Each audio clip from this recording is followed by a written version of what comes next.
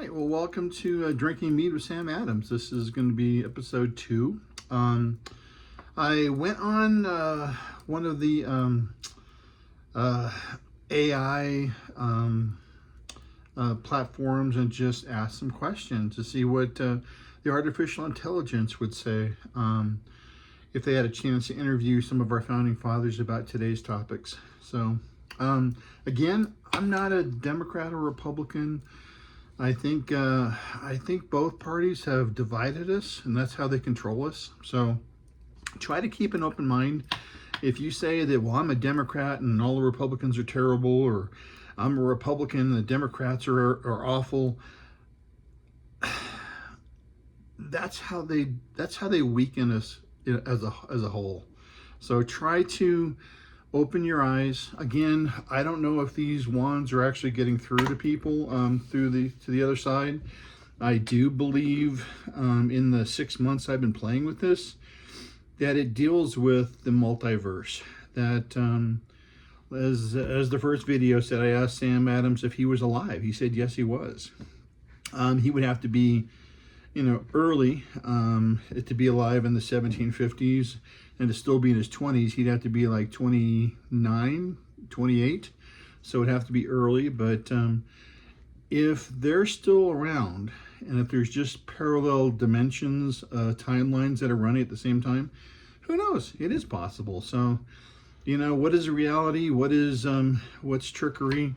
Again, I have no way of controlling these, so there's no strings involved. I can twirl them as fast as I want, and there's no strings here. The only other option would be I have telekinesis powers, which I seriously doubt. I'm not hearing voices. I do kind of feel different energy levels, but I don't know. I haven't been really good enough to figure out what is what. It gives me kind of an indication of who I'm talking to, but let me get going again here. So again, and I'm not going to show my face again, because again, it's not really about me. It's about what you believe and stuff. So here's going to be what we're going to try. If you're here and willing to answer questions, please cross the wands for yes, and open for no, please. That's a no response. And can you point you the direction of your energy? So again, you're off to my left. If you're looking on the TV, it looks like my right, but it's my left-hand side. Can I speak with Sam Adams again? Thanks. And Sam, can I speak with some of the other Sons of Liberty? I'm going to speak with one more. I know Paul Revere is not part of at least on the paperwork, doesn't seem like he's part of the Loyal Nine, but Paul Revere is the owner of the Green Dragon. Or one of them. So can I speak with him as well? All right, Paul, it's a pleasure. It's a pleasure.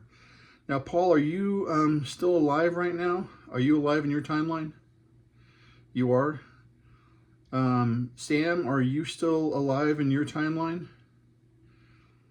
Sam, are you still like about 28, 29 years old? Okay. Paul, in your timeline, are you in the same timeline as Sam right now? So how old are you right now? Are you in your 20s as well? Are you in your early 30s? Okay, you're a little bit older than Sam? A little bit. Okay, that's a yes. Okay.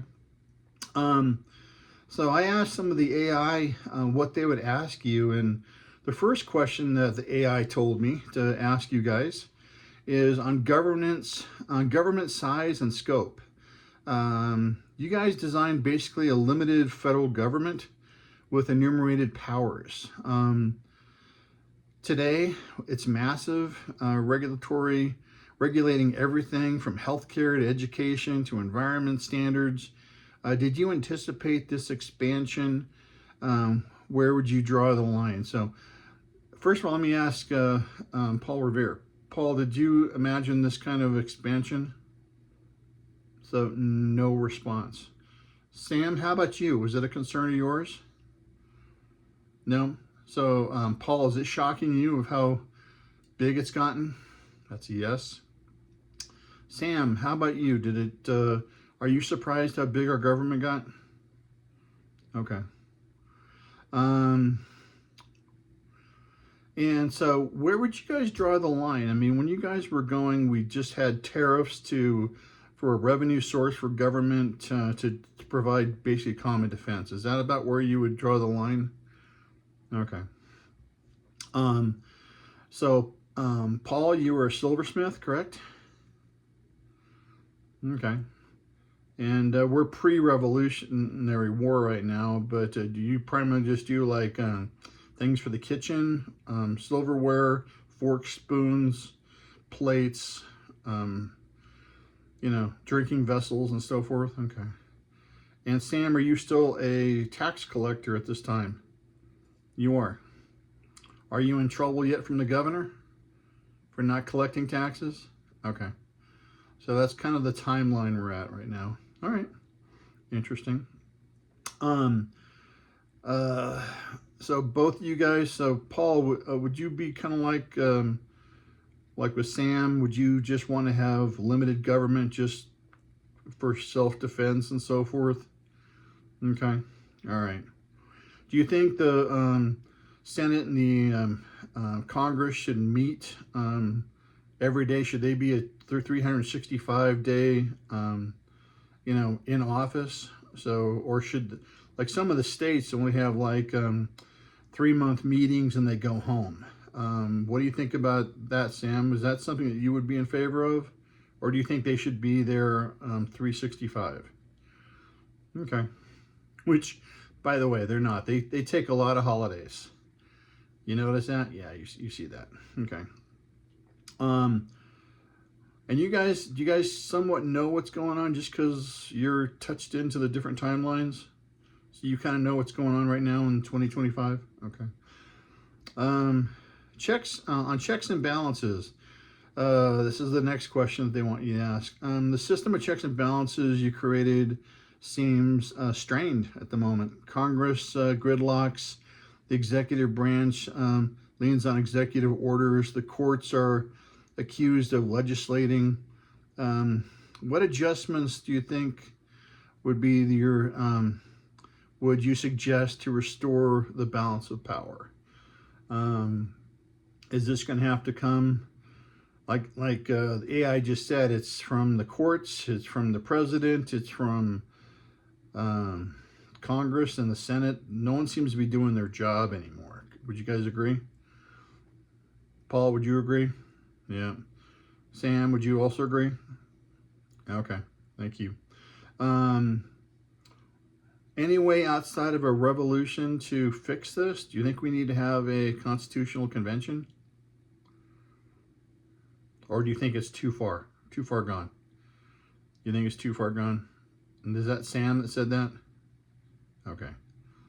Paul, how about you? Would you say it's too far gone to fix? Or do you think we could do a constitutional convention?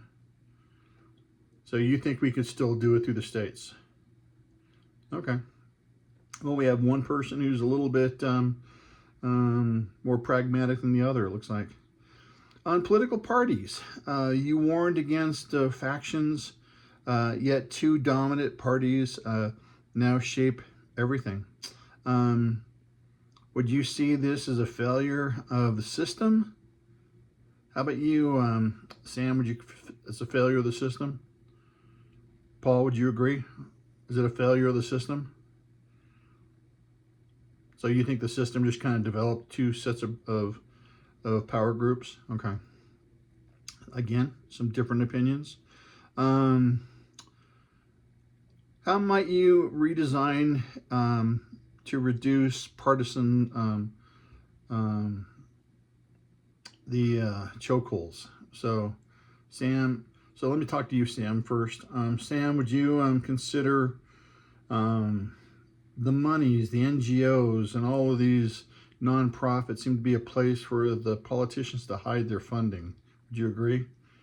Should we get rid of all those? How about you, Sam? Paul, would you consider that an issue that would be a good place to start? Stop the money supply? Okay, so they both agree on that one. What else could we do to stop or slow it down? I mean, we have gerrymandering everywhere. So I mean, the states tend to lean one direction or the other depending who's in charge every 10 years. So, but demographics can change. People can move. So I mean, some Western states have become more liberal. Some of the more conservative states, or liberal states, have become a little bit more conservative now. So, you never know. You guys are both acting that, so I appreciate that. I'm just kind of speaking out loud on representation. Districts and here, yeah, districts and gerrymandering may feel unrepresented with only 2 senators per state, regardless of population. Would you tweak the electoral or the legislative structure to better reflect today's demographics?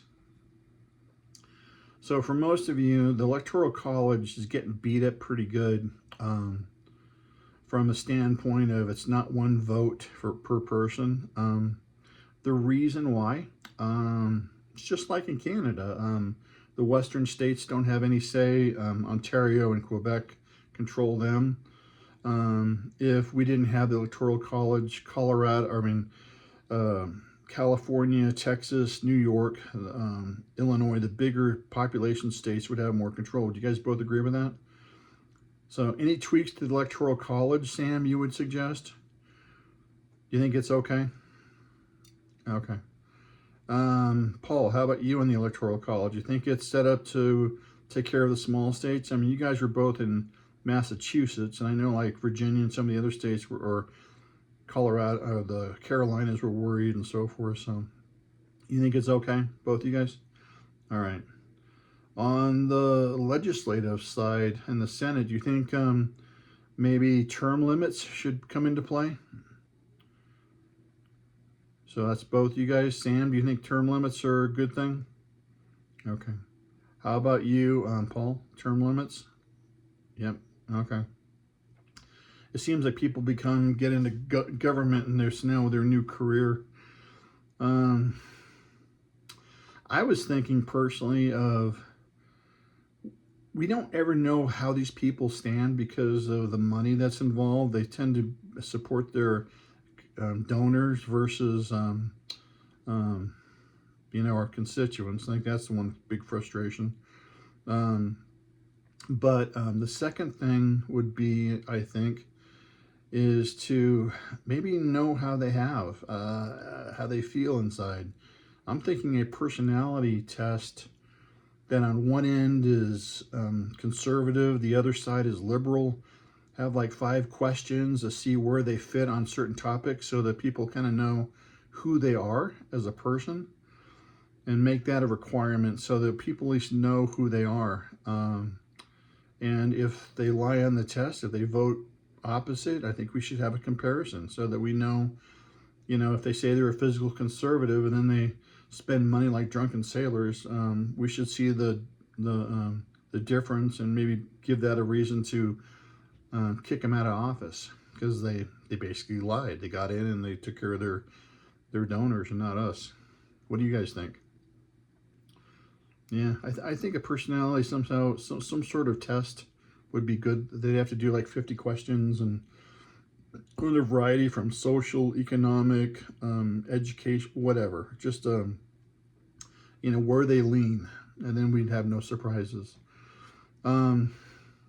We also allow our elected officials, which is funny, if you're a licensed stockbroker or so forth, God, you have to report your kids, your sisters, your cousins, your mom and dads, if you have any kind of stuff. These guys don't seem to have any of that. Their insider trading is ridiculous.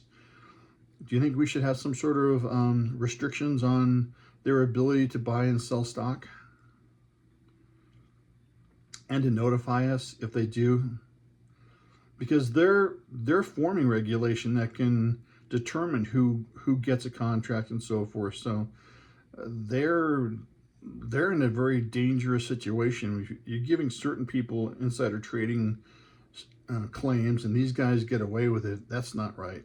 So on individual rights, the Bill of Rights is still a core, but debates rage on free speech and online gun laws and so forth, privacy in the digital age. How would you guys represent those protections now, um, given that each of you couldn't have imagined what's going on? So let's say the First Amendment. Let's go down the first one. The First Amendment, free speech. I think that's still important. Yep. Okay. So we have the press and so forth. Unfortunately, the press has become monopolistic. Corporations have owned, smaller and fewer corporations own more of the media, so they can propagandize. They can, it's funny. You watch a bunch of news reports, they'll use the exact same words. It's like, man, do you guys know who, what was Hitler's PR guy? But you tell a lie enough, and it becomes the truth. So you have to be careful of that. How about the Second Amendment? You think we need to have restraints, Sam, on the Second Amendment? No answer. How about you, Paul? Do you think it's both you guys is still important? You can't have freedom of speech without the Second Amendment if you can't defend yourself. So, okay. I live out west, so we still have a, out west we have a different perspective than some of the city folks in the back east. So bear with me on that one, but I'm a Westerner, so grew up with guns under my bed, and I never went and killed anybody. We just use it for protection, which I had to do a couple times, by the way. Anyway, any of the other Bill of Rights, you think they're all good? You two? Sam, you think the Bill of Rights is still valid? Okay. And Paul, you too? Yep, he says yes. Okay. On federalism, states' rights are a tug of war. Some pushback from the federal overreach, which aligns tightly with D.C. How do you redefine the state-federal split to match your vision in this era? So, Trump is pushing a lot of stuff back towards the states. Do you agree with that? And here, let's just let it be known. So, Sam, are you a real supporter of Donald Trump? No answer. Paul, are you a supporter? Neither yes or no, correct? It's kind of like you got to take the good with the bad. But you think the movement back towards states' rights would give us more freedom and liberty? Okay. I agree with that, by the way. I mean, I hate to see the people losing their job at the Department of Education, but it's only been around since Carter's administration. And ever since then, our test scores have gone down and down and down and down. So where's the money going? It's not, the end result should be better test scores. Our kids are smarter. No, we're not seeing that. So sorry, guys. I mean, 50, 60 years of failure. I think it's time to move on. I think the states could do a better job at that. So that's just me. On your civic duty, voter turnout is low. Many citizens disengaged, get their information from polarized sources. Would you say what would you do to reignite the civil responsibility you saw as essential? Because you thought that we were all to be involved. So, yeah. So, Sam, what do you think? I mean, we don't have anyone turning out. We have like 45% of the population turning out to vote. They're kind of disenfranchised, and that has to deal with the people working 9 to 5. They're just too tired. They're just trying to pay their bills, and if they're not being listened to, why even play into the system? I get that. It's changed since you guys. I mean, the women now have the right to vote. Are you okay with that? The women having the right to vote? Nice. Is that both you and Sam? Yep. Paul Revere, you go with the women's right to vote? Yep. So, hey, ladies, they're on your side on that one. And I think it's just people being disenfranchised. I think if we had more control over our political process, that would go away. So, I mean, we're having trouble with people in the cities and so forth. If you look and see where some of the city contracts are going, there's a lot of hanky-panky going on where people are lobbying for certain businesses to come in. They come in and take people's property and then give it to a corporation to build either a big business or a hotel or something, and the property owner gets screwed. You guys agree with that? I think we need to have full disclosure, even at the local level. I don't think it's just the federal level. I think we've kind of beat on that. I think it's up and down the ticket.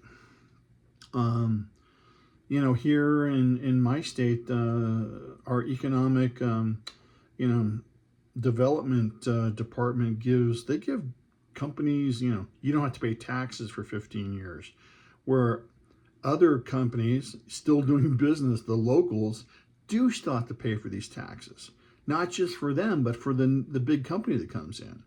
So there's a lot of stuff that goes on that I think can be cleaned up. Don't you guys agree? Okay. And I think that would go a long way to bring people back into the system. If you guys could amend the Constitution today, what change would you prioritize to get the U.S. back on track? Term limits, campaign finance, something else? We've kind of already talked on term limits. You guys both agreed on that. Campaign finance, the NGOs, all of this stuff, I think is a bunch of hanky-panky. I think we need to, for me, have a test, have them take a test on who they are as a person, a personality test of, are you conservative? Are you a socialist? What the hell are you? Are you a spendthrift, or are you cheap as dirt? Something like that. And then maybe have the top 5 in a race. Get rid of the party definitions. You have a primary. The top 5 get into the general, and then they have to debate. And maybe have a level playing field. So instead of someone spending millions of dollars and someone only spending $2,000. Let's give everybody a chance. Let's everyone get out there, and we have to get the lobbyists out of it, I think, because the lobbyists are controlling, they're basically, they own our elected officials. Anything else you guys would think about? No? Paul, do you think we hit everything pretty good today? That's a yes. Sam, would you agree as well? Okay. Well, this is before your Boston Tea Party, correct?